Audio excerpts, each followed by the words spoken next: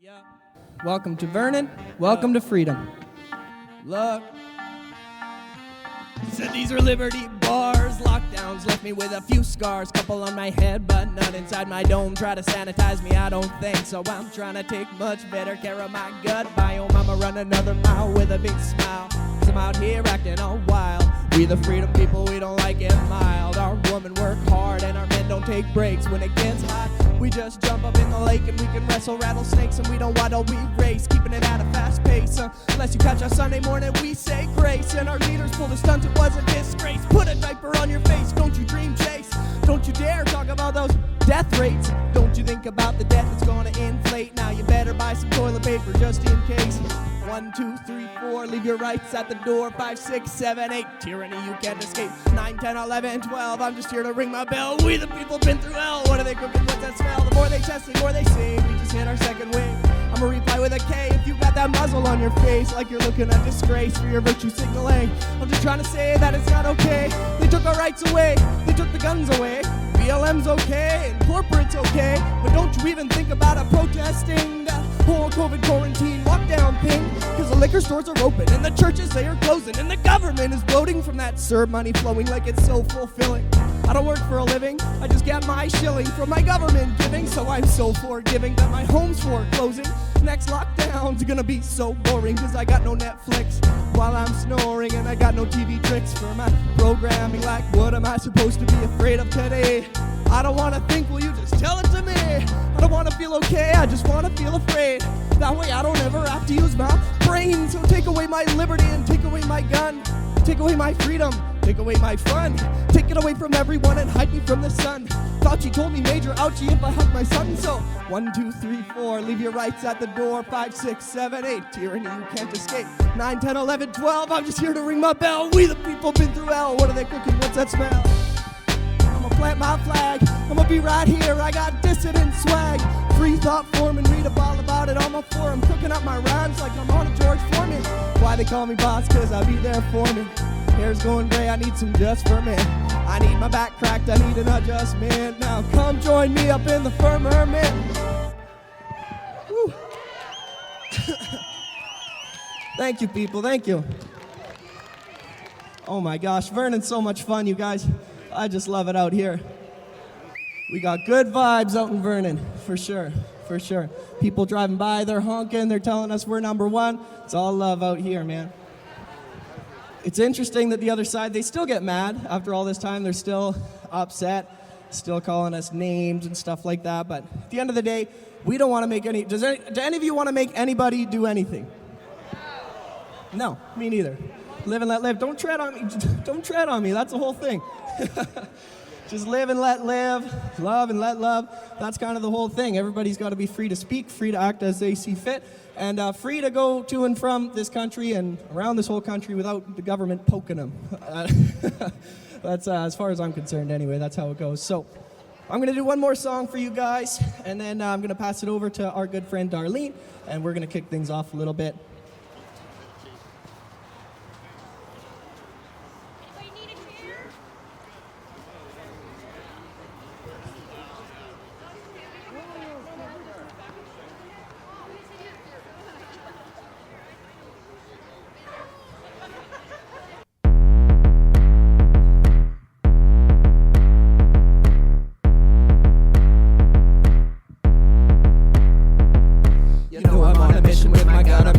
Cause I got that crazy diction and I battle with addiction and I rattle in the kitchen when I'm cooking up my rhymes like I do it every time. I'm a red pill dealer, I'm just putting out a feeler. Got that druthers in my hand, got my boys, I got my band. I'm just trying to build my brand without that ghetto broad. I don't need that brand new car. I see I be looking far, they be like, who do you think you are? I be like, I'm a freedom fighter, I could not hit him any lighter. Even if I tried, mandate I can't abide. I don't need Kentucky Fried, I just keep my eyes wide. Why's that TV always tell me that I gotta get a soft tummy, that I gotta get a vaccine if I wanna be free. If I wanna see my family, I gotta get jabbed, I gotta get stabbed. Yeah, my name is Red Pill, people call me real deal. People pay me big bills, spend it on a Ronatil.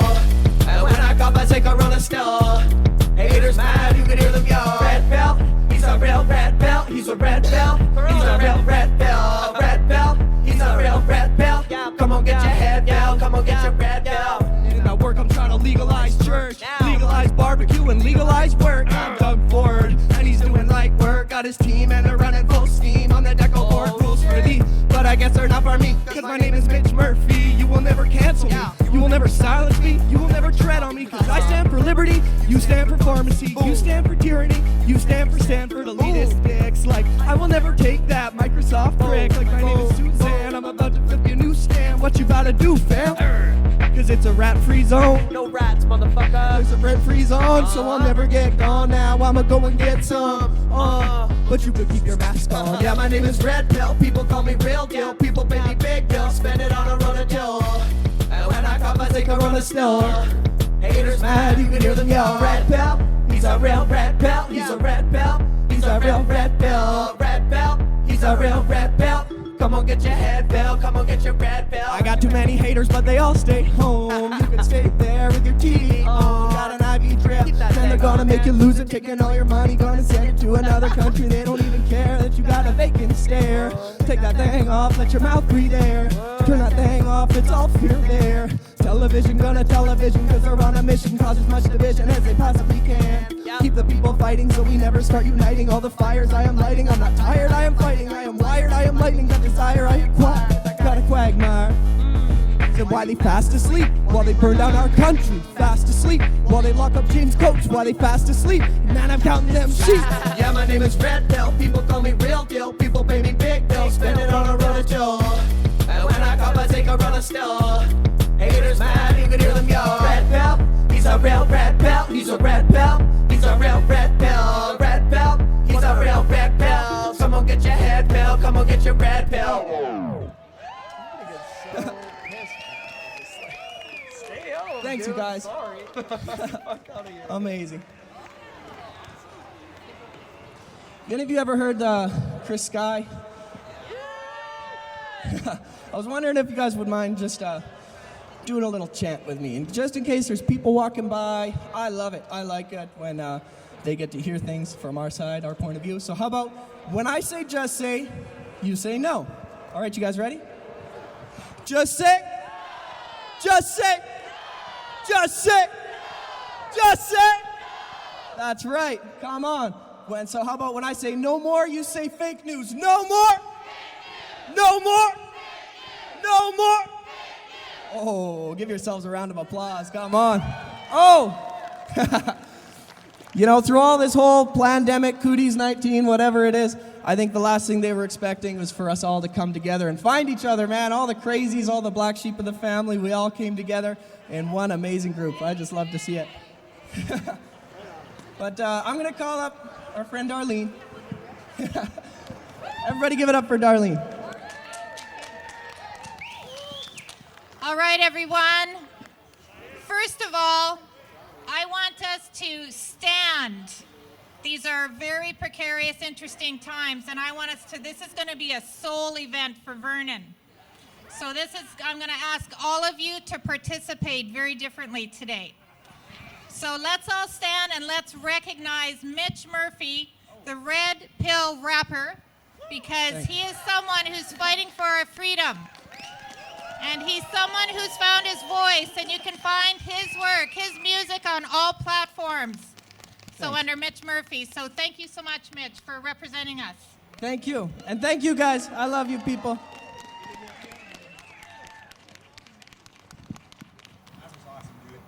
All right, everyone. For those of you that don't know me, my name is Darlene. Heather Hilland asked me to represent Vernon today. So I want everyone to acknowledge Vernon as a freedom worldwide platform. So let's hear it. This is going out to the world at large. I want them all to know who Vernon, British Columbia, Canada is. So let's hear it for Vernon.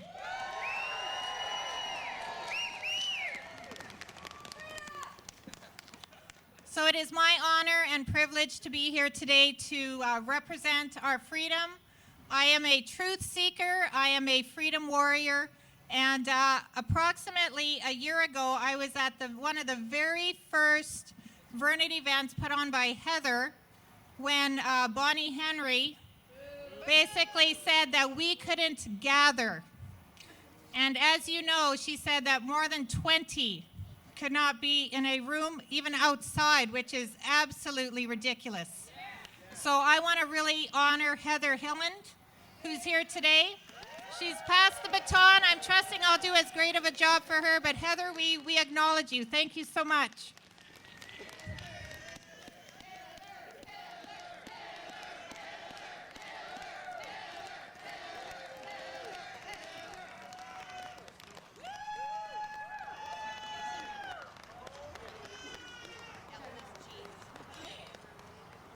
This is my least favorite part. I'm really humbled by the turnout today. Thank you so much for supporting Stand Up Vernon. And some of you may know that this is my last rally. I don't know if you all know that, but this is my last rally. And it's what a way to go out. I'm still going to be very active in the Freedom community. I am still the chapter leader for Vaccine Choice in Vernon. And I will be working alongside of the Action for Canada chapter leaders for the North Okanagan. So, so I'm still around, and I'm really hoping that you'll still continue to support Vernon, come out every week and rally on the corner, and come and talk to me about other ways that you can get involved in the community. So thank you so much for being here today. This is just heartwarming to see all of you here. And stay free.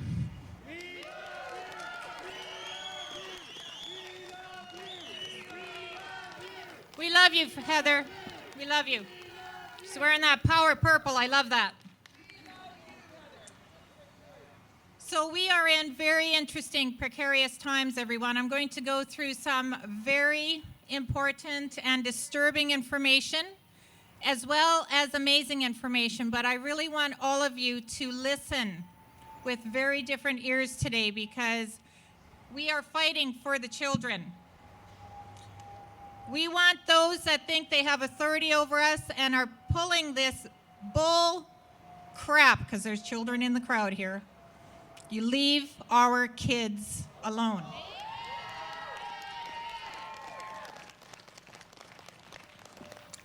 I love quotes, so I'm going to start today out with a very important phraseology, and it is, I choose to live by choice, not by chance. To be motivated, not manipulated. To be useful, not used. To make changes, not excuses. To excel, not compete. I choose self-esteem, not self-pity. I choose to listen to my inner voice and not the random opinion of others. And we are the future of freedom, everyone. I want you to understand the responsibility you have today and from each and every moment onward. What you do from here on in is going to decide the future of the children.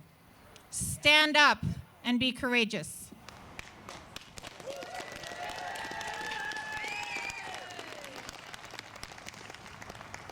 So, as many of you may or may not be aware, on Friday, Health Canada authorized the use of the Coventry, the Pfizer-BioNTech COVID-19 vaccine in children 5 to 11 years of age. They're coming for your children, everyone. And so this gathering, because we have the right to assemble, is so important. And then, of course, we have global news, and there's so much I could say about this organization. And their headline was COVID-19 BC to begin vaccinating kids 5 to 11 years old, week of November 29th. And in the article they said, but they're only going to get a third of the dose that 12 and up will get. I'm asking all of you to hold the media to account. Remember, school said, Bonnie Henry, that she doesn't need your permission to vaccinate your children. So I hope you heard all of that. I want all of you to have a different level of courage today. So we have some very important speakers today, so I don't know where Ethan and Ryan are, but if you can come up to the stage.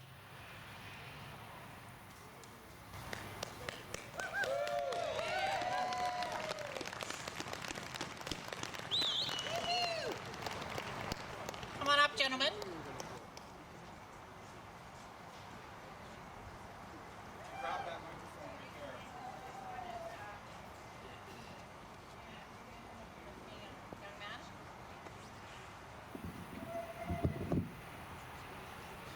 So this is who we are here for today. And I am so proud of these young men. So I want to tell you a little bit about them, because the most courageous goes first. And this is Ryan. Ryan's 8 years old. And one of Ryan's greatest gifts is he's a great skateboarder. He's currently in grade 3, and he is being homeschooled. And I want to really acknowledge his parents, Trent and Linnell, right here, because this is what parents need to do and step up. So what Ryan's going to do is share his experience last year at school. And these two are our future. They call themselves the Freedom Brothers. So Mitch Murphy, there's a song there for you to start creating about the Freedom Brothers for these two gentlemen. Then you're also going to be hearing from Ethan, who is age 12. He is in grade 7 right now, and here's a future rock and roll guitar player right here. And he as well is having his first year of homeschooling. And they're going to talk a little bit about their experiences, and I may ask them a couple questions, but I want all of you to hear what the schools are doing to your children. All right, so Ryan, do you mind starting us off? So hi, so when I went to the schools last year, the teachers they made their own sanitizer, which is the blue stuff, which is all bad, yeah.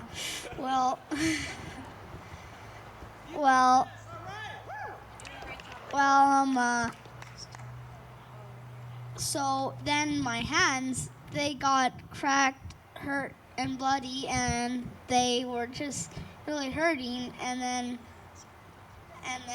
my mom and dad gave me some of these hand sanitizer.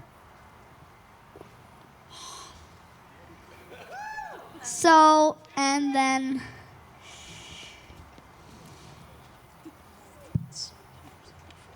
sometimes I forgot them at the classroom, and then I wanted to go get them, but then the teacher said, no, you have to use ours,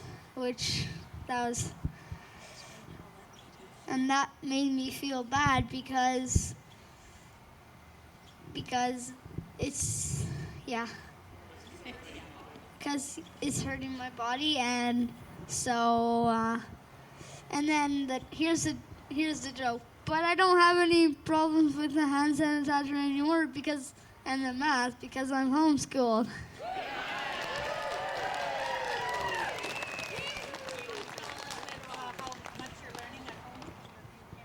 Well, this friend, this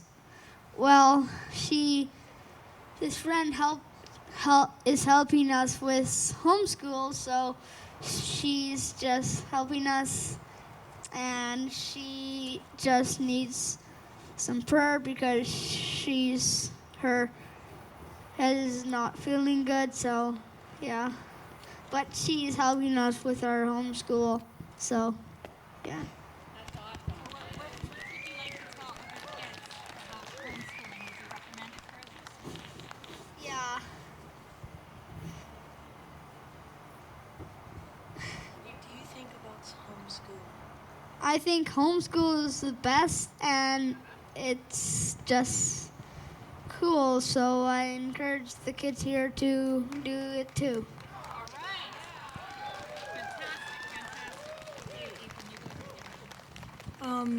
Fantastic. This year I'm homeschooled. I'm in grade 7. Last year it was grade 6, and we were forced to wear the mask 24/7 in our classroom. Couldn't take it off, only outside. So I didn't wear my mask, and so people would tell my teacher and the principal, and and the teachers would all get mad at me and take away everybody's fun. And they're saying, we're punishing everybody because Ethan won't wear his mask. And I was the only... And I was the only one there besides one of my friends that didn't wear a mask. I was the only one...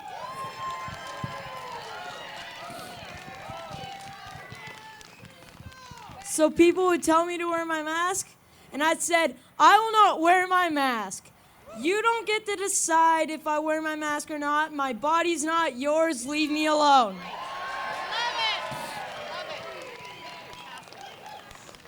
I got my exemption. My parents helped with that. They talked to the teachers and the principals many times, but people would still bother me, and it made me feel like I was alone, and that everybody was not kind to me in school. I was like the odd one out. No one cared about me, and that made me feel horrible. You're a leader, Ethan. Yeah. But ever since we started homeschool, I've had no issues with the mask, and I'll stick to homeschooling as long as possible.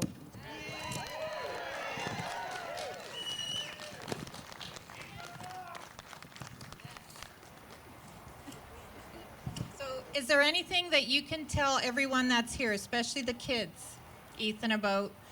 Would you think that they were picking on you at school because you decided to be different? Well, they're just blind. They don't see the truth. They want to manipulate us. They want to make us feel bad so that we don't stand up for the truth. Right? They don't want us to say I'm not going to wear a mask. But we aren't going to wear a mask because we're going to stand up for our freedom and for our rights.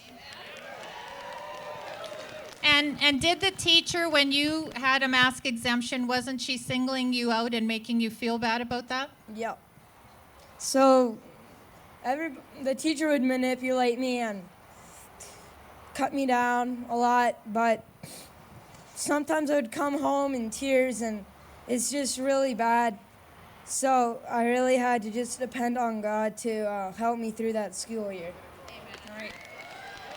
So is there any closing comments that you can tell these parents that they should do for their kids? Do you think they should keep their kids at school, or would you recommend homeschooling? Homeschooling is good because your kids don't get bullied. I was bullied for 4 years, starting in grade 3 all the way to grade 6, and it's not healthy for the kids to be bullied like that. So, and if your kids are in school, I suggest that you stand up for their rights and tell the principals and the teachers, my kids won't be wearing a mask.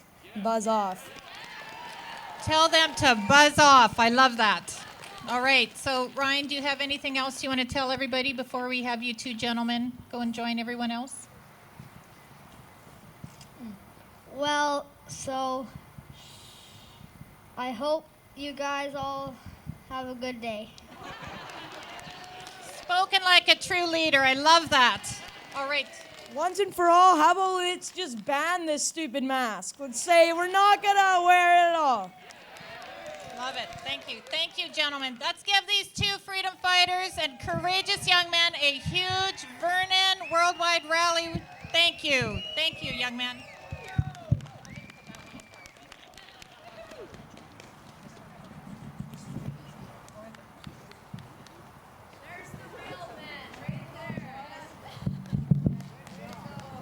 If you ask me, those kids are superheroes. They really are are superheroes. So before we get into our next speaker, I want to recommend everyone to go on a platform called the Mad Watcher TV. And it is on we got banned from YouTube, so we don't really care about that, but it's on Odyssey and BitChute and other platforms.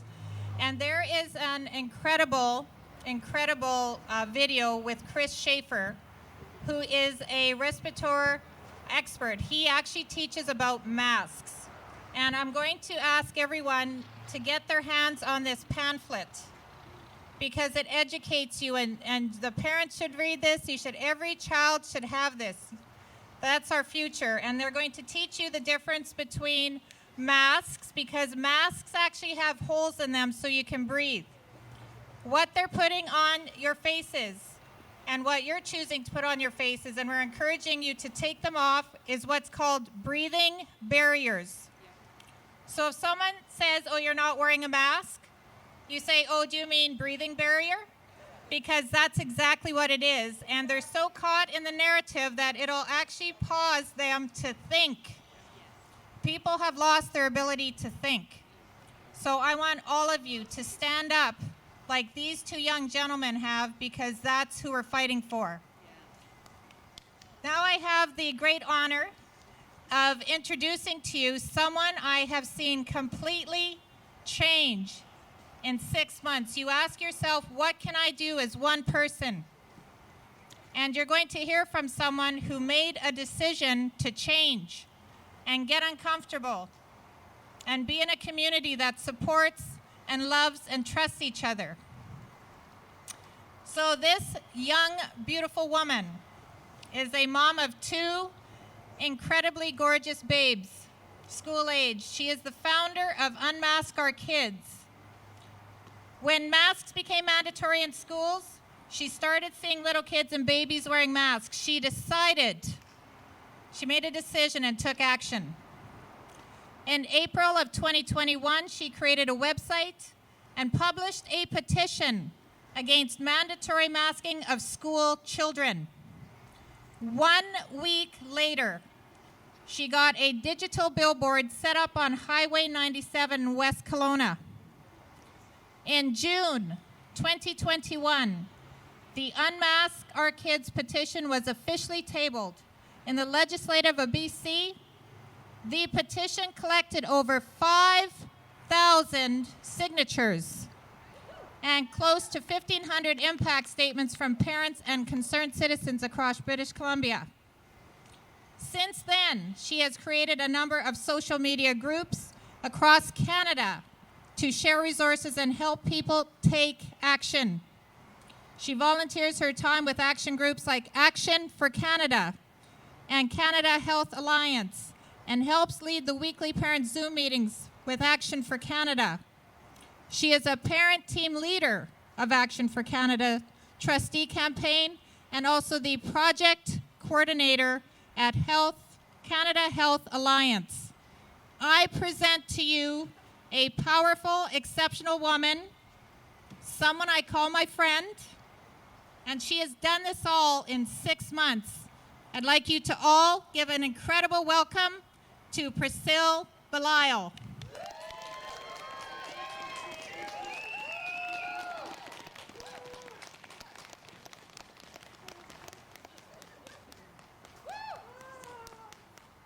I love Darlene. Don't you guys love her? She makes everybody feel great. Okay, well, hello, Vernon. Thank you so much for coming out here today. All across Canada, people are coming together in the name of truth and freedom. We are here to make a stand for ourselves, our country, and most importantly, for our children. You guys are awesome, by the way. So inspiring. So my name is Priscilla Belisle, and like Darlene said, I'm a proud mom of 2 beautiful children. Our family recently moved to Kelowna from Vancouver last year. And like many of you, I didn't expect to be here in 2021 fighting for our rights and our freedoms. It was on March 20th that I attended my very first rally. It was actually the first worldwide freedom rally in Kelowna. There were close to 1,500 people, which is pretty good for Kelowna. And there were some pretty amazing speakers that day. Tanya Gaw from Action for Canada. Ted Koontz, who's here today. Oh, there he is. From Vaccine Choice Canada. And Dr. Stephen Malthouse from Canada Health Alliance.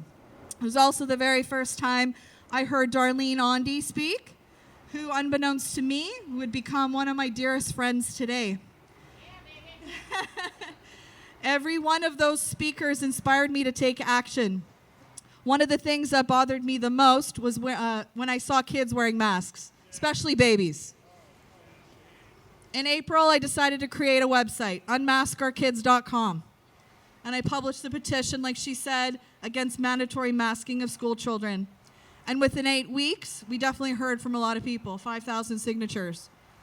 1,400 impact statements, broke my heart reading every single one of them, from parents and concerned citizens across BC who were concerned about the harms of mask wearing. We delivered that petition and our impact statements to our local MLA, and on June 10th, the petition was officially tabled in the Legislative Assembly of British Columbia. Yeah. It's a pretty big deal because now it's a historical record, so we can all find it later. Our grandkids can see what we did. We stood up for our kids. So that's a pretty big deal for me. Since then, I've been working closely with different organizations like Action for Canada and Canada Health Alliance. Like Darlene said, I'm the parent team leader at Action for Canada, and I help them with their notice of liability campaigns. I'm sure most of you have heard of them. Recently, we launched a campaign directed at the BC school boards in response to the government directing them to decide on mandating vaccinations for school staff. Within a month, we had over 130 volunteers who offered to help us serve notices of liability to all 60 school districts. One of those volunteers is here today. So I don't know where he is. Randy, where are you, Randy? There you are, Randy. Randy Jacoby. He served the Vernon School Board on October 20th, and he did an amazing job. Whoop, whoop. He actually presented at the school board meeting, and he personally delivered to each trustee. Way to go, Randy. I want you to know that those notices of liability, regardless of what people are saying, they're making a difference. So far, 13 school boards have voted against the mandatory vaccinations. They were all served notices of liability from Action for Canada. So the first school board to make an announcement was the New Westminster School Board. They announced their decision on October 27th, stating that they would not move forward with a staff mandate. Surrey was the next one, and they're the biggest school district. They decided not to mandate vaccines for staff, and this is what they said. Schools are at a low-risk setting for transmission, and public health experts have assured us that our schools are safe and that we do not need 100% vaccination rates for safe operation. Action for Canada served them, too, on October 18th. The third one, Abbotsford. Fourth, Vancouver. 5, Chilliwack. Now, this is an interesting thing about Chilliwack. Got to read this to you. So on November 8th, the Chilliwack School District gave the same standard answer that all school boards were giving, which was that they had a high vaccination rate and low transmissibility in the schools. This was very convenient, but the truth is the Chilliwack trustees were concerned about liability. The Board of Education tried to block their announcement from the press, but the trustees shared the real reasons why they rejected the vaccine mandate. Here's what they had to say. Number 1, a vaccine mandate could promote discrimination against unvaccinated employees. Number 2, the board rejects implementing a vaccine mandate that would see union members and excluded staff receive a vaccination against their will. Number 3, collecting and tracking proof of vaccination may be a breach of privacy law. A vaccine mandate would put into question the rights of employees under the Canadian Charter of Rights and Freedoms, informed consent, and medical autonomy. Number 4, the board may be subject to legal action for, does that sound familiar? Yeah. For vaccine injuries or death resulting from mandated or coerced vaccinations. And number 5, the board values all staff equally and is unwilling to implement a mandate that will cause any staff member to leave their employment unnecessarily and against their will. So yeah, let's give Chilliwack a round of applause for that.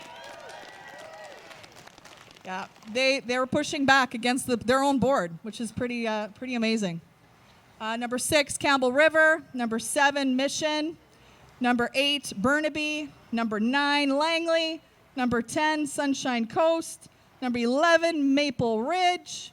Number 12, Prince George. And number 13, the Sea to Sky School District. So that's awesome. That's great. Yeah. So with this high vaccination rate, I want to tell you guys about something we discovered. There was a BCTF survey that was released late last month revealing that nearly all of the province's 45,000 teachers were fully vaccinated. The survey claimed that 94% of teachers were double jabbed, with 1% having, do you believe that? Do you believe that? Just out of curiosity. Okay. They claimed that 82% of teachers supported a province-wide vaccine mandate for all school district employees. So 45,000 teachers, but only 6,200 teachers actually completed the survey. I'm not really good at math, but I think I could figure that one out. So if you calculate those statistics, that means that only 5,800 teachers have taken the jab, and only 4,700 teachers support the province-wide mandate. So to publicly state that 94% of all teachers are vaxxed is a gross exaggeration, and we all know that these types of surveys are always going to be biased. So don't believe what you read on the news. Oh, I don't have to tell you guys that. Preaching to the choir. Right? So one of the challenges we're all facing is, what do we do if we don't agree with what's going on around us? What actions can we take? Well, for starters, join Action for Canada, please. If you're a parent, grandparent, teacher, business owner, church leader, there are resources to help you become informed and empowered. Become a volunteer, join the weekly Zoom meetings, connect with other people who are like-minded. Another thing you could do is sign a new petition that I created just recently. If you go to unmaskourkids.com, this one is challenging the schools to implement a personal choice mask policy. Like, what a concept. Let them, right? I mean, we could just say no altogether. But anyway, print it, sign it. Our children need us to stand up for the right to breathe. Let's put pressure on the schools so that they put pressure on the school boards and the unions. One of the most important things that you can do when you go home today is to reach out. Reach out to at least one person. If you can reach 5, reach 5. And share what you've learned today and encourage them to take action. We're here for a reason, and it's time for us to rise up, reclaim our rights and freedoms, and show the government that we, the people, are the ones in power.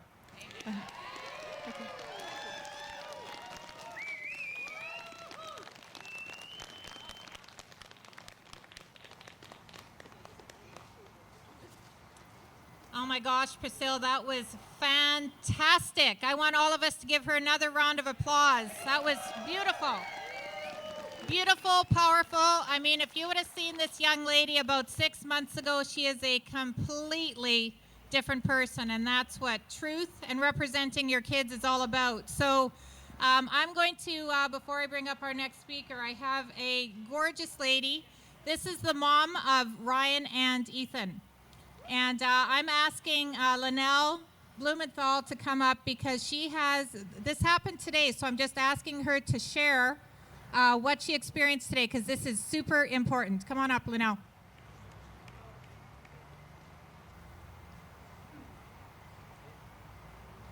Hi, everyone. Okay, is that better? So hopefully everyone can hear me. Scheduled phone call with Darlene at 9:30. I missed it because I was out jogging, but then I stopped to speak with our neighbors. Our neighbors are on the board of King's Christian School, where our kids were in. And we had an amazing conversation. Turns out that my neighbor is awake. This board member is awake. And he let me know that he's only 1 out of 2 on the board that has not gotten the jab. And so I said, this is very unhealthy. This is medical tyranny, especially for a Christian school. Where's our freedom? And so they proceeded to say, because earlier in September, we handed out notices of liability. So thank you, Priscilla's. So we did. We handed them out to 13 schools and 3 in person. 13 meaning by registered mail. I felt at King's Christian School because of the conflicts of all the talking with the principals and with the teachers, because of the coercion, I just felt like, okay, it's best that we go ahead and do a registered mail. And it had my address on it, so all I had to do was look it up and see that it was me. But before all this happened, let me give you some background. Before school started, there's a teacher there, art teacher, also a grade 7 teacher in the past, came back to be the art teacher. We love this family. They're our friends. So before we handed out the NOL, notices of liability, I gave him a folder. So this is something that you can do. I gave a sample of a DOL. I said, this talks about the science. This talks about the truth. This talks about many things. This is a legal document. As soon as I sign it, it will become legal. It also had the Nuremberg Code. I said, do you understand that you do not have what's called malpractice insurance? They're expecting you to do their dirty work. Everybody needs to understand that businesses and schools, etc., restaurants, they do not have this form of insurance. So I informed my friend with tears and trembling and saying, the next time you get this, it will be signed.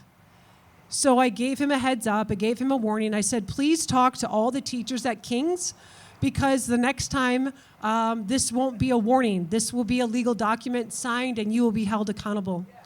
So anyways, as I was going on my jog and my husband graciously did a great job with the boys with Darlene, I came inside saying, oh my goodness, this is what happened. Shush, they're having the meeting with Darlene. And that worked really well. But my neighbor said this really good news because we had done our work. We had handed out the DOLs. King's Christian School told BC Health, we are not going to do the experimental gene therapy. All because we're standing strong and free. All because of what the boys had done. All because of giving the warning. All because the teacher then spoke with his clout and his influence to the principal. And we have to know that the fight was harder, and I chose to push in harder because I know that the principal's daughter, if I have this right, this is speculation, but if it's correct, is a doctor, right? So I also said to the principal in the past, I said, you're the mandate and the pillar of this school is, sorry, as I think of it right now, not stand free, that's running through my head, educating for life. So I said, let's be fair. There's 2 sides to the coin with the vaccines. If you're truly going to be fair and educate for life, you have an obligation to share the other side. So you guys, the NOLs do work. It does make a difference to speak out. We do make a difference when we speak, because I thought that they were on the other side.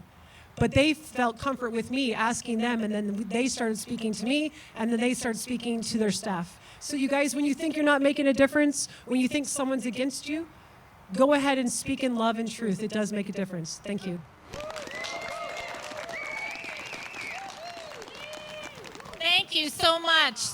Thank you, Linnell. And man, to be out jogging, I'm inspired. I may not start jogging, but man, I'm still inspired. So let me touch on a very important point that Linnell did bring up, because we do want to educate you on what your rights and freedoms are. So based on the Genetic Non-Discrimination Act, Bill S-201, it is an indictable offense to force anyone to take an DNA/RNA test or deny any service, employment, or education opportunity to anyone who refuses to take such a test. The punishment is a fine not exceeding $1 million or imprisonment for a term not exceeding 5 years or both. So this is what you have backing you. So I want you to recognize, do not be afraid. And you're hearing from people today who are standing in their power, standing in their courage. It is our right. We have bodily autonomy. And no one has the right to tell you what to put on or in your body, but you must say, I do not consent. So our next speaker, another gorgeous woman. She is a graduate of the University of Toronto. She learned early that she looked at things differently, more differently than most. Working with children and families in a globalist control setting had her frustrated on a regular basis. After her second suspension without pay, she stepped outside of the box and into a career of holistic health coaching. Graduating from the Institute of Integrative Nutrition, it was the only non-government consent place she could go. The COVID experience, like no other before, has been enlightening for many and provides clarity and focus. The world is thinking differently. It is now time to step with intention into leading by example and teaching others how to take better care of ourselves and our families without government rule. What constitutes true health and wellness? Learning to grow our own food, what to do with it, how to make our own daily products, and how to make our own medicines. She also is very much about aligning with those like-minded. I bring to you today Sherry Roy. Her belief is that there is a silver lining on the other side of this, so please bring up a warm Vernon Worldwide Rally welcome to Sherry Roy.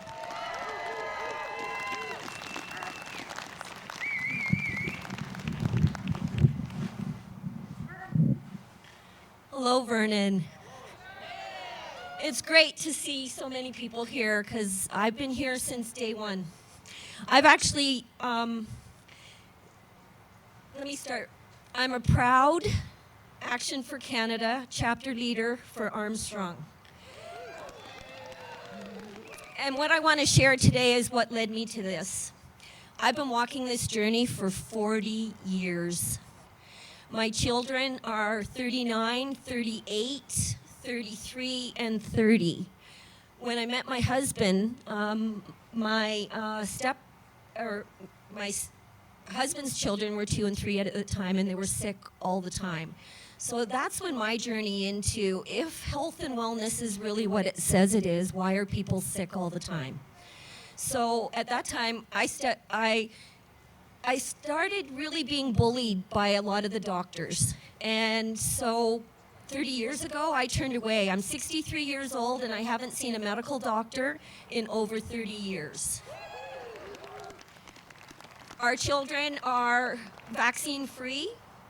Our children have never been on an antibiotic. I use garlic.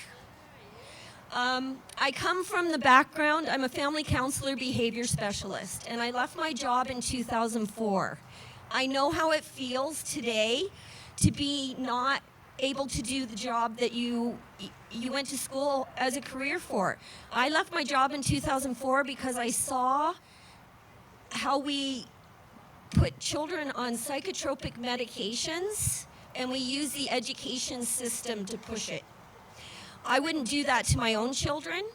So my question was, how do I help these people who are being pressured to put their kids on medications when I wouldn't do that to my own children? So I suggested that the parents fill the prescription and take it themselves. Every parent that called me the next day said, not a chance, I'm putting my kid on that.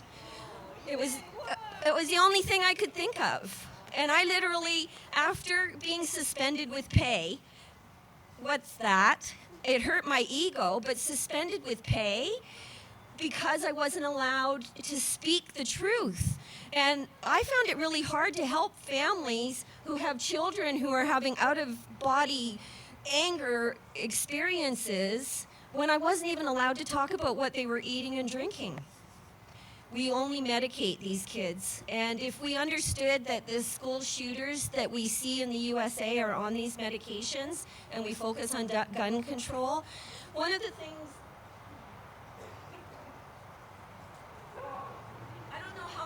I don't know how many people are familiar with Dr. Shiv Chopra. Dr. Shiv Chopra was senior scientist with Health Canada from 1968 to 2004. When he wouldn't sign off on Some Will Die for the Greater Good, he was fired. And he's been telling us for years that anyone who is vaccinated is vaccine injured, whether it shows up right away or later in life. And you know, he's been in Canada's whistleblower. It's why he wrote the book, Corrupt to the Core, about the Canadian government. The Canadian government is bought by the globalists. They have been for many, many years. And the way we get out of this is by stepping out of the system. I stepped away from visiting a doctor on the regular basis. 30 years later, I'm not afraid of not having a doctor. I'm actually afraid of ending up there. And so we do everything we can to make sure we don't. Now, thankfully, we have Ezra clinics coming. There's going to be a solution for every problem that we have right now. So all we have to do is stand up to it. I've said no for over 30 years. And, you know, it's interesting. Today when I came, I was unpacking the car, and 5 ladies, older than me, and they're walking with their little poles, and it was like, keep your distance. She might not be vaccinated. I mean, they've been captured. They're so afraid to live life, right? So for me, it's, you know, you have to stand up. You have to say no. Right now, what I've been doing since I've taken on the role of the chapter leader for Action for Canada is I've been notifying. I sent Spall Machine and Armstrong Council an email with the BC lawsuit. I informed them that I had recently taken on the chapter leader role and that I would be educating Armstrong and Spall Machine citizens, so it would probably be wise for them to get to understand what the lawsuit's about so that they could answer the questions. And I also gave them a heads up that we would be serving them with a notice of liability. And I sent the notice of liability in an email. Now next week, they each get served. And after we serve them, and then after that, we have to follow through with the human rights complaints. My husband was in Kelowna yesterday. He stopped by Copper something pub, and he went in without a mask. He sat down at the table, and the girl asked him for his pass, and he goes, "What's that?" And she goes, "Your vaccine records." And he goes, "I'm not vaccinated." And she goes, "Well, then I can't serve you." So he phoned me right away, and so what I did is I went directly to their Facebook page, and I sent the owner a private message with Action for Canada, notice of liability, Rocco Galati, the lawyer, and information about what he could be facing. He responded by saying, "Take your issues up with Bonnie Henry." So what did I do after that? I sent it to him privately. After he did that, I made it public, and I pasted a review. I sent all the information and I said to him, "I've given you the tools to protect yourself. Now we're going to take action, and I am going to file a human rights complaint." And those fines are up to $75,000 now. Because there are alternatives to treatment, ivermectin. We have a doctor in Canada who's been fired because he gives ivermectin. And because of that, the human rights, you can file a human rights complaint because this is illegal. It's unlawful, and we just have to stand up to it and say no. And there are far more people saying no than they want you to believe. That's why there's a push on, because people are saying no.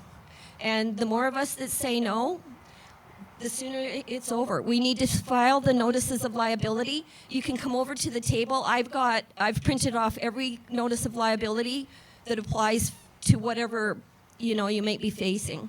And so I have them all over there. You can use the website. Darlene asked me to share a story. Last week we had the City of Vernon Maintenance Department. I knew of one of them that had come, and he brought his supervisor. I found out this morning there was actually 10 of them, and now there's 22, and they're growing, and they want to have a meeting on Thursday so that they can stand up. So what we basically said is show up for work, ready for work, do your job, and if they do force you to leave, then have them escort you out and have someone videotape it. But go to work, be prepared. These guys are going to actually serve the notices of liabilities right away. So they've been getting educated about how to go about it, and now their union is getting involved as well. So the more that we serve these notices of liabilities and then follow up with human rights complaints, the faster we get through this. Because then the people understand that we're serious and we have the law on our side.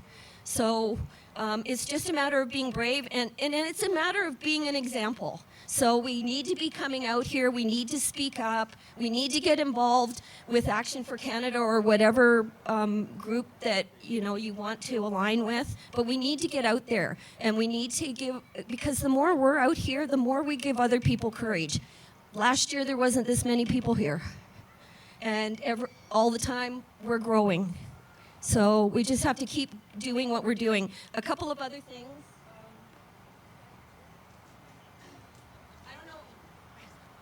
I don't know whether very many people are familiar, but we have a freedom fighter by the name of Lanny Galleri, who is, she's a Hollywood stunt woman who a year ago said no to mandatory PCR testing. She's also a courage coach, and we're going to be having her come to the Okanagan in the spring. We're going to host a courage workshop and get everybody's courage to the next level. There's a couple of books out. I believe there'll be collector items in the future, and it's The Brave, Courage During COVID. This one is The Brave, Speaking Truth to Power, and there'll be 2 more in this series that are available, and I've got copies over at the table if anybody's interested. So these are good Christmas gifts. There's stories about how people are being brave, and it's just a great way for people to, find out that we're not alone. There is a lot of us out here, and I think that's the thing. The globalists did not expect us. They didn't expect the number of us that were standing up. And one of the great things about the blessing of COVID, I've been walking this journey for 40 years. A lot of the time I felt alone until COVID happened, and it brought all of us together, and we're stronger for it. So I'm proud of the freedom fighters. Most of the friends I hang around with today, I didn't know 2 years ago. And so we're building a community. We're at a fork in a road, and there will all be solutions for every problem that we're facing right now, and we just need to choose wisely. So I hope I haven't forgotten anything, and any questions, I'll be at the table with some Action for Canada information. Okay?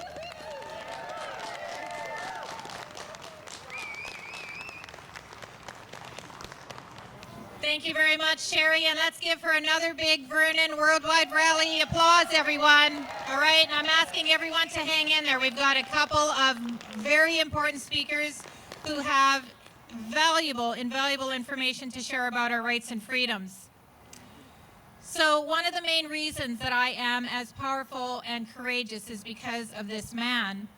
It was in Vernon, BC, that I came to the rally that I spoke to that Heather had put on, and someone said to me, you need to stick around and learn and hear from this guy named Ted Kuntz. I'd never heard of him before, and I was embarrassed because I consider myself very much a researcher.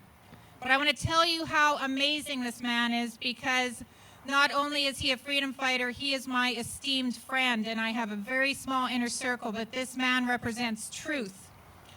And he's a father, grandfather, a medical choice activist, and author and educator. His journey to examine the claims of the vaccine industry after his son Joshua was neurologically injured by the DPT, diphtheria pertussis tetanus vaccine. It's a bioweapon. In 1984, he began his journey to understand what happened to his son. The journey revealed that the medical industry has been systematically and intentionally dishonest with health consumers on the safety, effectiveness, and necessity of vaccinations. And we know that these are not vaccinations, they are murder weapons. He believes the organized, intentional effort to deny citizens their right to make medical decisions for themselves and their children is one of the greatest threats to humanity today. If we lose the capacity for choice over what is injected into ourselves and our children, we are no longer free. Protecting medical choice and demanding honesty, transparency, and accountability are the most important issues in Ted's life today. He's a retired psychotherapist, author of a number of books, including Peace Begins With Me, How Can I Wake Up When I Don't Know I'm Asleep, Dare to Question One Parent to Another.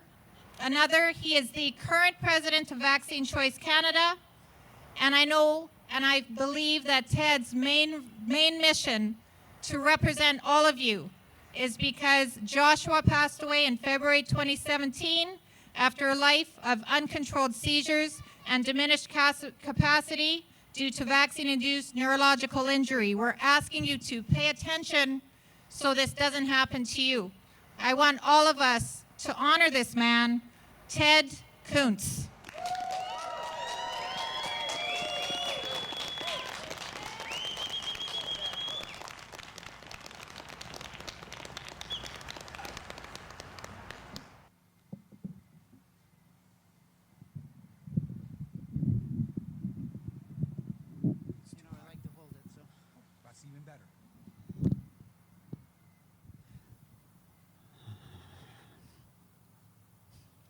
There's something I'd like you to do before I begin. I'd like you all to come to the front here. I have something I want you to do.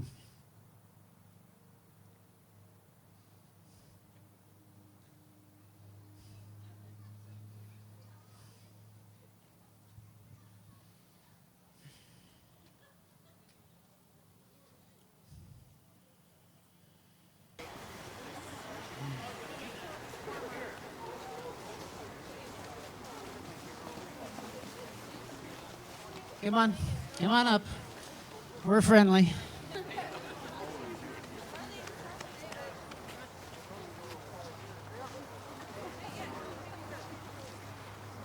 I want us to recognize that we're family. We're a family of warriors at a critical time in the history of humanity. And I absolutely believe that none of us are here by accident, that we have chosen to be here at this time. That there was a call that was put out and we responded to that call, and so I want to honor you for responding to the call. But I want you to do one more thing. I want you to hold people's hands now. I want us to all connect.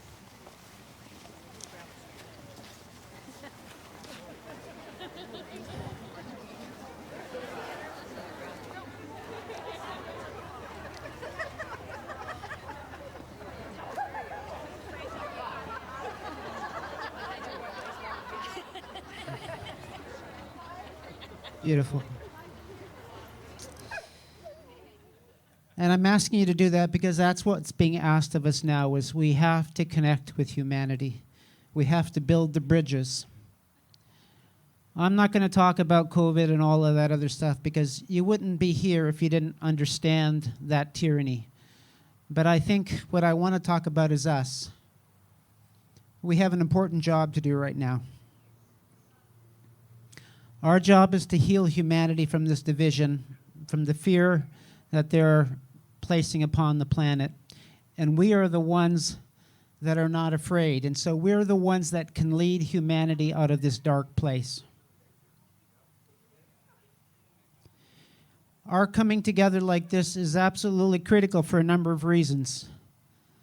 One is this is how we maintain our sanity, because our perception of the world, our values, what we hold as dear to us is not being reflected back to us by our mainstream media, our governments, or our health.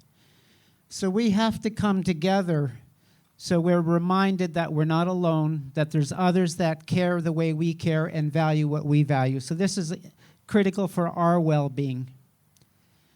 But I like to think about it as that we're a light in the darkness. We're a candle during this time of darkness on the planet. And so we have to shine our light.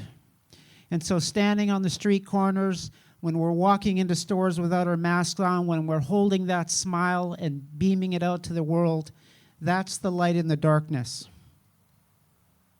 I was on a beautiful call this morning. I host a call on Saturday mornings with a very beautiful group of people. I call them the wise souls. And we have people like, this morning we had Dr. Charles Hoff, we had Dr. Mark Drosy, we had Brian Peckford, Stephen Malthouse often joins us, Dr. Chris Shaw, just beautiful souls. And this morning we talked about what do we think is going to make the difference. And so we've got all of these medical doctors, we have some lawyers, we have people representing a whole bunch of different professions, but the answer that came out was we're going to win this with our hearts. And I used Dr. Charles Hoff as a beautiful example of that. A number of weeks ago, he held court at a church in White Rock in the Lower Mainland, and for 3 hours, he spoke and answered questions. But if you've ever been in the presence of Dr. Hoff, he has this beautiful heart. And I said to him this morning, I said, Charles, I'm willing to bet when people left, the next day they didn't remember what you said, but to remember how they felt by being in your presence. And I believe that's the power that we have to change what's happening on this planet. Somebody said there's $1 trillion, Rocco actually said this, there's $1 trillion that wants to make us wrong. And so if you think about it, how do we fight $1 trillion? And we fight it with our hearts because they can't stop that. That's a power that they can't stop. The other thing we talked about this morning is that there's a beautiful story happening on the planet today. And you wouldn't know it if you listened to the papers or the TVs or all that kind of stuff, but you guys know it. There is a beautiful spirit of creativity, of innovation that is blossoming. And I get to hear it over and over again because people are constantly sharing what they're doing with me. And so you're aware of things like Ezra, how Svetlana and a group of these health warriors, all that have lost their jobs, are committed to starting up a new system of health care that honors everybody, that brings back the ancient wisdom that has been denied in our medical system. And so there's this beautiful spirit of creative energy that is really based upon health and wellness, not based upon selling drugs. That's rising up. We talked about the homeschooling that's happening and the networks of families that are coming together. They're creating their own communities. That's rising up. We're hearing differences in how businesses are forming and creating opportunities to welcome everybody, regardless of what Bonnie Henry and others are doing. And so I just want us to recognize there's a beautiful spirit of creativity, innovation, and I want to say divinity at work. If we just listened to the news, we would think we're in a dark time. I actually think we're in a time of light. I believe the dark is in its last stages of this battle. They're losing, and they're losing badly. They know that they cannot be held accountable in a court of law because they will lose. Brian Peckford has challenged every premier in this province. There's a mechanism by which a premier can go to the appeal court and ask to have their case heard of why they're violating the rights and freedoms of Canadians. And he said if you really believed in what you're doing, you would take advantage of that opportunity that every premier has, because he's done it himself as the premier of Newfoundland. And he said, you either stand behind your measures and be proud of them, or you step down.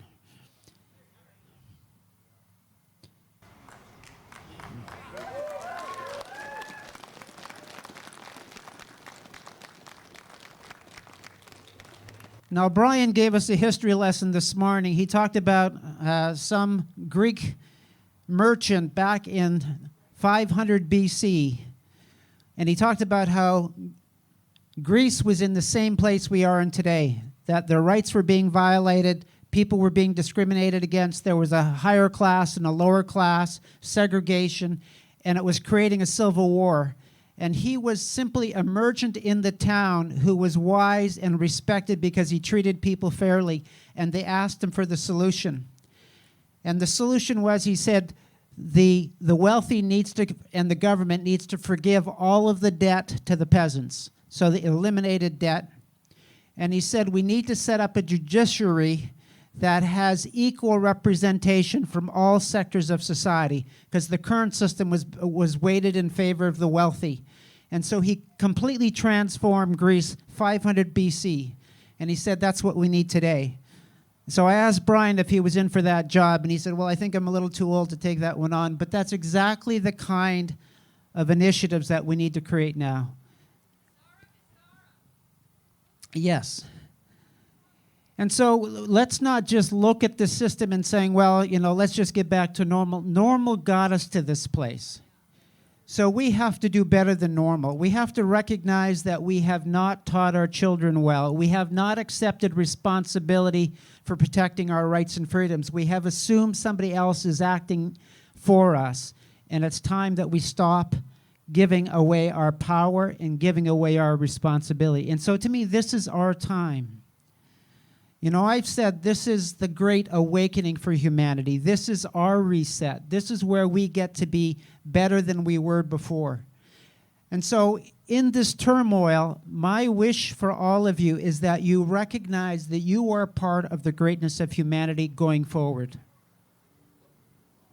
You own it, you embrace it, you celebrate it, and you honor those standing beside you that you're holding hands with for being with you on this journey.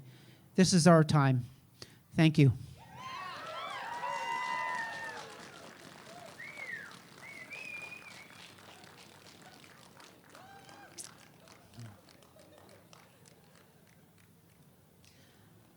I also want to ask one more thing of you.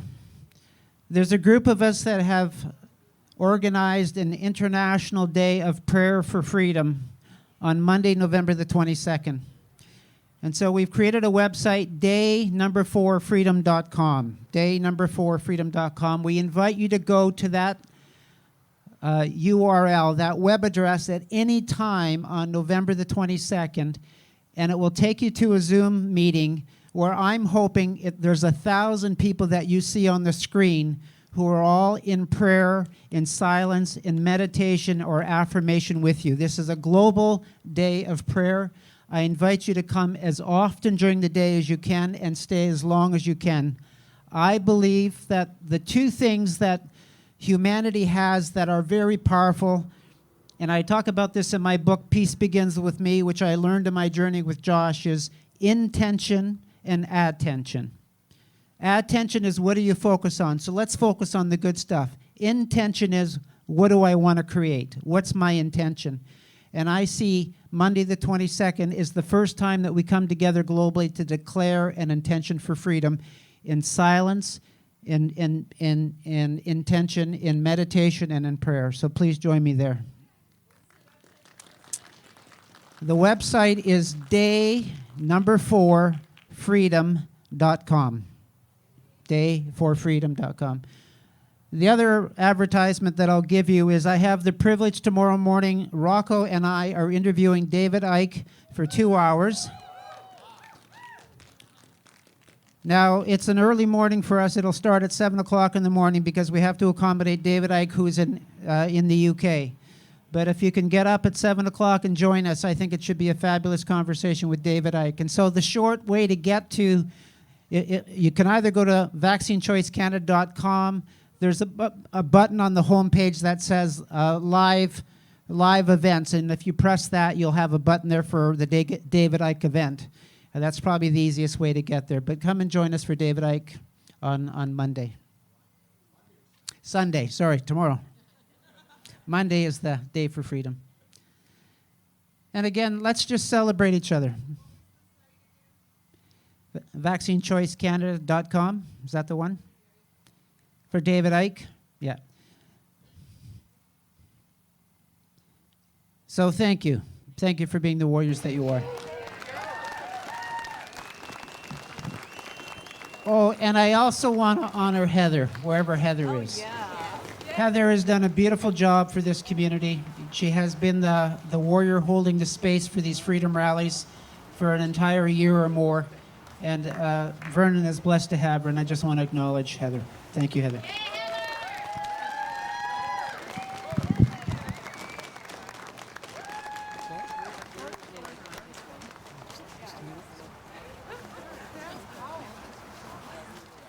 So not to create a riot or anything, but I do have some of Ted's books, only a few copies left, but I will be getting some more. So if you want to get his autograph today, these are available for $10 by donation.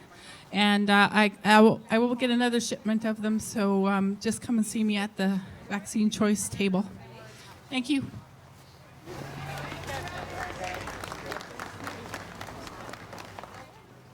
All right, everyone, we are almost done for our Freedom Rally today, so hang in there because we have another powerful speaker. But I do want to, first of all, this event would have not happened without all the volunteers in the background. So I really want to have us acknowledge, Renee for doing the sound, Mitch, the Red Pill rapper again, the resistance, and everyone that has showed up to stand up for our rights and freedoms. So let's give everyone a hand who was a part of this important event today. So we're going to have Mitch wrap it up with some amazing music, and it'll keep us all warm because we want to keep moving.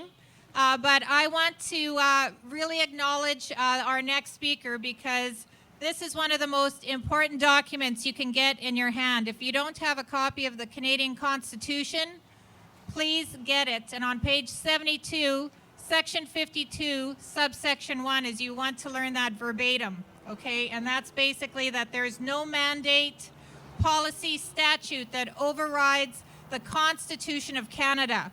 That is a very sacred document, and those are the words of Brian Peckford, an incredible man. So let me share with you a bit about John Carpe, who is the president of the Justice Center for Constitutional Freedoms. He was born in the Netherlands and grew up in British Columbia. He earned his bachelor in political science at the Laval University in Quebec City and his LLB from the University of Calgary. Fluent in English, French, and Dutch, John served the Canadian Taxpayers Federation as Alberta Director from 2001 to 2005, advocating for lower taxes, imagine that, less waste, and accountable government. Called to the bar in 1991, he has been an advocate for freedom and the rule of law in constitutional cases across Canada. As the founder and president of the Justice Center for Constitutional Freedoms, John has devoted his legal career to defending constitutional freedoms through litigation and education. He considers it a privilege to advocate for courageous and principled clients who take great risks and make tremendous personal sacrifices by resisting the unjust demands of intolerant government authorities. In 2010, John received the Pyramid Award for Ideas and Public Policy in recognition of his work in constitutional advocacy and his success in building up and managing a nonprofit organization to defend citizens' freedoms. I want all of us to really acknowledge John Carpe.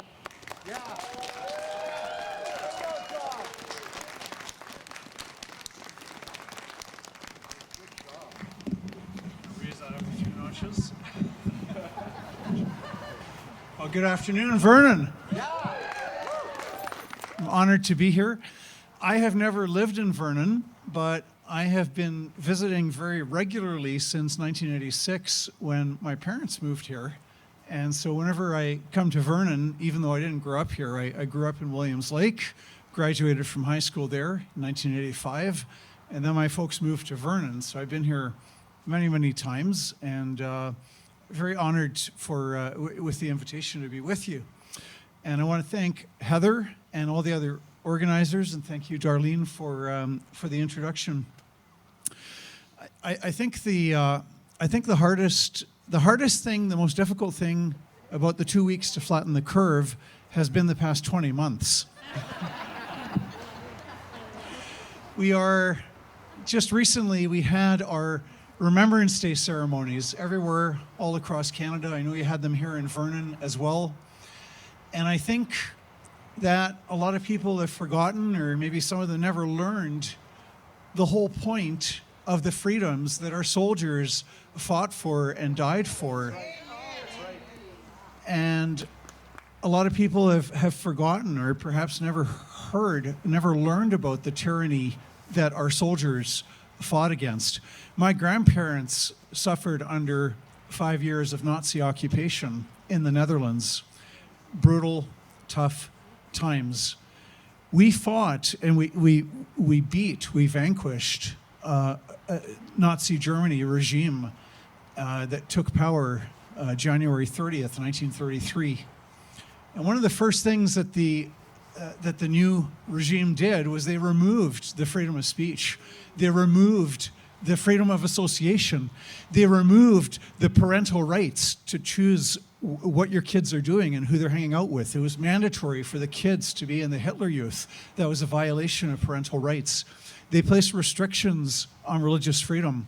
They pursued a eugenics program to sterilize and euthanize and murder handicapped people.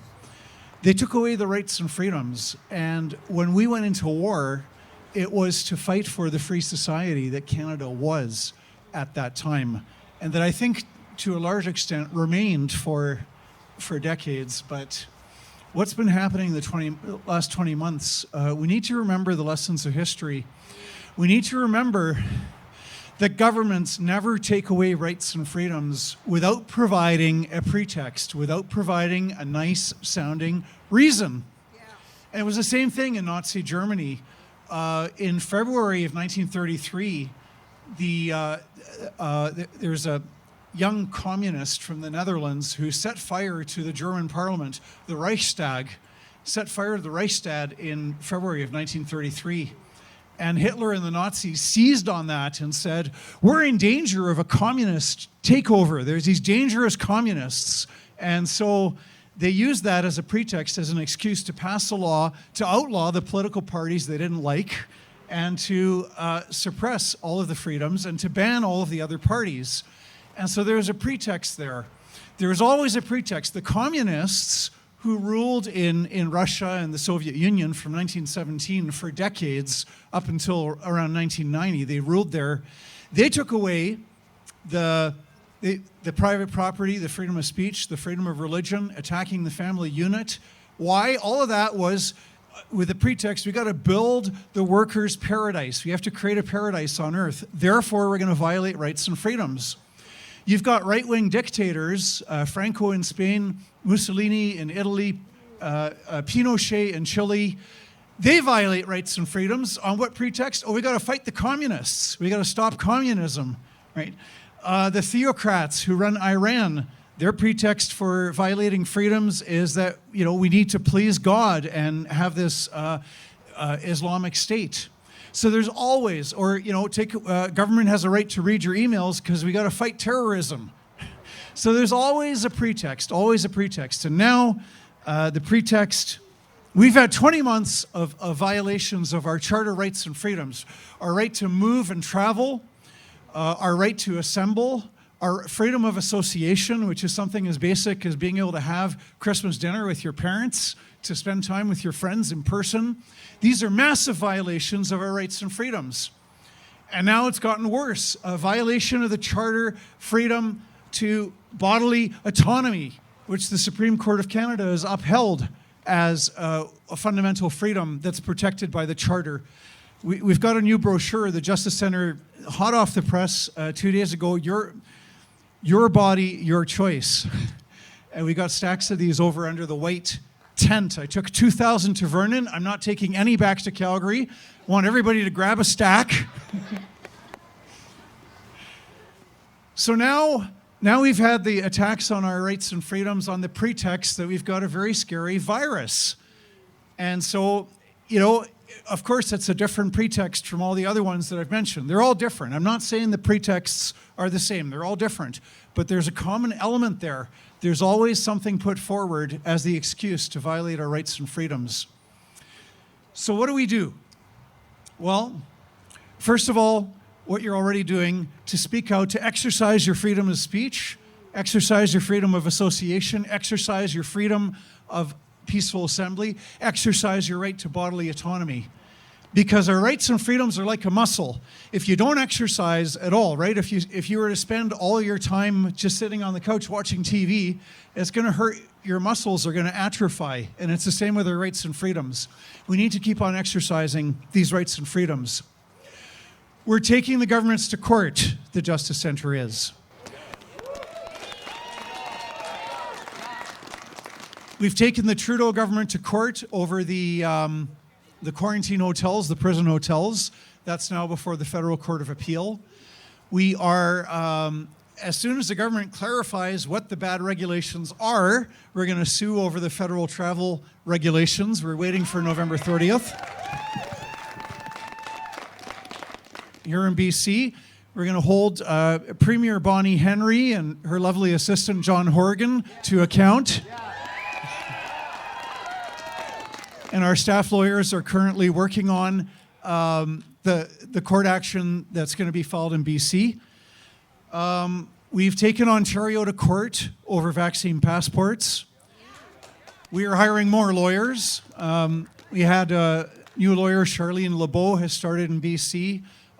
We've got new lawyers starting in Alberta and Ontario, and we continue to hire. And I deeply appreciate, I know many of you are Justice Centre supporters, and thank you for your support.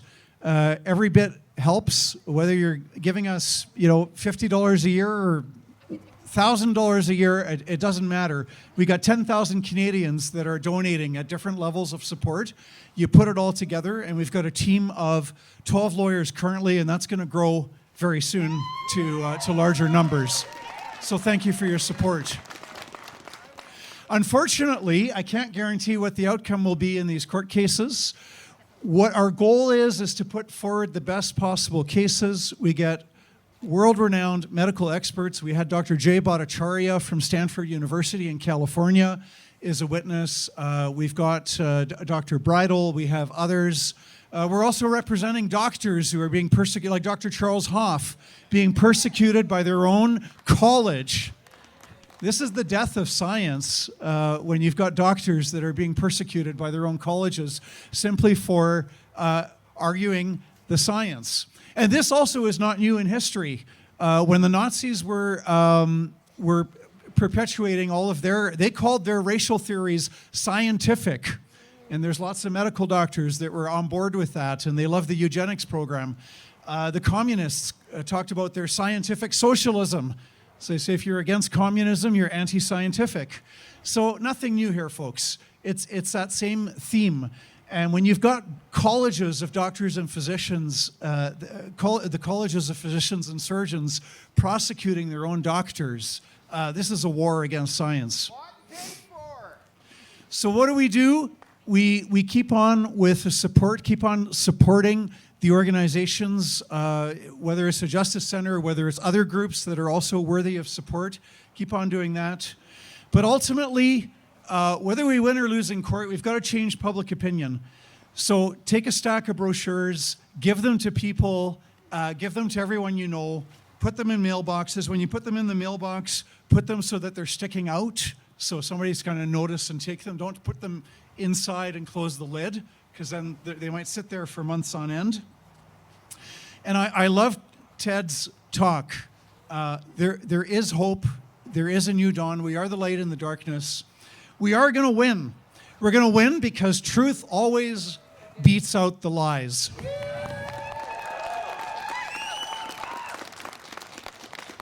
We're going to win because goodness always triumphs over evil, and because justice always triumphs over the suppression of our rights and freedoms. Now, we need to cultivate the virtue of perseverance, because it is up to us how long this takes. the medical tyranny, the medical dictatorship, the violation of our charter rights and freedoms, it is up to us. The harder we work, the more that we do, the shorter that time span is going to be. And so this is not going to, I fear it's not going to be days or weeks. It's going to be months and years. We have to persevere, and we have to remember that quitters never win and winners never quit. So truth will triumph over lies, goodness will triumph over evil, and we are going to continue in this fight because it's better to die standing than to live on your knees. Thank you very much.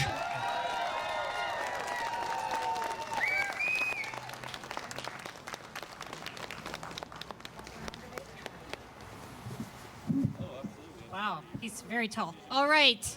I want to thank everyone for being here. You're hanging in for your rights and freedoms, and we're going to have Mitch come up to close us out. But before I leave this stage, and I really want to let all of you know it's been an honor to represent your group, your Freedom Gathering today. So thank you so much for that honor. So I'm going to read from Desiderata. And I want you to really hear these words because they are powerful. Go placidly amid the noise and the haste, and remember what peace there may be in silence. As far as possible, without surrender, be on good terms with all persons. Speak your truth quietly and clearly, and listen to others, even to the dull and the ignorant. They too have their story. Avoid loud and aggressive persons. They are vexatious to the spirit. If you compare yourself with others, you may become vain or bitter, for always there will be greater and lesser persons than yourself. Enjoy your achievements as well as your plans. Keep interested in your own career, however humble. It is a real possession in the changing fortunes of time. Exercise caution in your business affairs, for the world is full of trickery. But let this not blind you to what virtue there is. Many persons strive for high ideals, and everywhere life is full of heroism. Be yourself. Especially do not feign affection. Neither be cynical about love, for in the face of all aridity and disenchantment, it is as perennial as the grass. Take kindly to the counsel of the years, gracefully surrendering the things of youth. Nurture strength of spirit to shield you in sudden misfortune. Do not distress yourself with dark imaginings. Many fears are born of fatigue and loneliness. Beyond a wholesome discipline, be gentle with yourself. You are a child of the universe, no less than the trees and the stars. You have the right to be here. And whether or not it is clear to you, no doubt the universe is unfolding as it should. Therefore, be at peace with God, whatever you conceive him to be. And whatever your labors and aspirations, in the noisy confusion of life, keep peace in your soul. With all its sham, drudgery, and broken dreams, it is still a beautiful world. Be cheerful and strive to be happy. To our freedom, everyone. Thank you so much.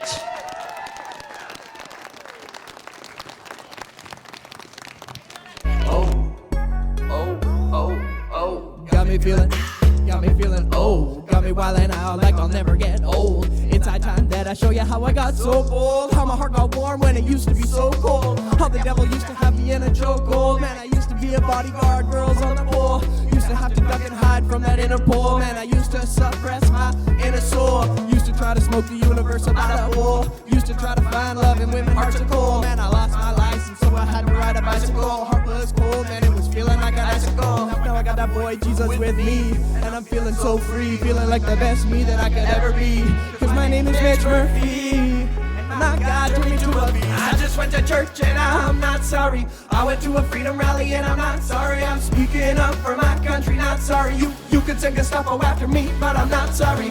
Not sorry, not sorry, not sorry. Try to make me feel bad, but I'm not sorry. Health officials calling me names, but I'm not sorry. Not sorry, not sorry, not sorry. Why you so down so you never leave your town, but you might see me around and I'm repping for the crown. He wants me to move the crowd, he wants you to sing it loud so that he can feel proud. Now let me hear those words about your mouth, much louder than a church mouse. Get about your hypocrite house. What's that Jesus said? You're a den of thieves, get behind me. I don't want to take part in no churchianity or your religiosity. Godless heathens are just worshiping the TV, thinking that they need a vaccine so that they could be free. Well, don't you tread on me, don't you start thinking about giving me no pharmacy. I bow to no man, I bow to Christ. I'ma cut through that tension with a knife, because I also think that Kyle was right, and I'm all about that Rittenhouse life. I just went to church and I'm not sorry. I went to a freedom rally and I'm not sorry. I'm speaking up for my country, not sorry. You can sing a Gestapo after me, but I'm not sorry. Not sorry, not sorry, not sorry. Try to make me feel bad, but I'm not sorry. Health officials calling me names, but I'm not sorry. Not sorry, not sorry, not sorry. Why you so defensive every time I get offensive? I'm attacking those who've been acting all oppressive, cause they got you on the fences as they're making you do all their little dances. Muzzle up and you better cut up all your congregation. Better cut off conversation. How are we supposed to convert all the nation when 15% of your congregation has already been saved? Not one of you depraved, but I think you're all slaves to your tax exempt status and your science-based God. Watered down gospel, big screen, skinny jeans and smoke machines. Traded that good word for the things of this world. Take my words for a little whirl. If it hurts your feelings, might be because I'm right. Might be because I lived so long without the light. Come from generation lost, feeling like we've been tossed. Now please, we gotta find that cross. I just went to church and I'm not sorry. I went to a freedom rally and I'm not sorry. I'm speaking up for my country, not sorry. You could sing Gestapo after me, but I'm not sorry. Not sorry, not sorry, not sorry. Try to make me feel bad, but I'm not sorry. Health officials calling me names, but I'm not sorry. Not sorry, not sorry, not sorry. Don't let them shame you. Not sorry, not sorry. Don't let them blame you. Not sorry, not sorry. Thanks, you guys.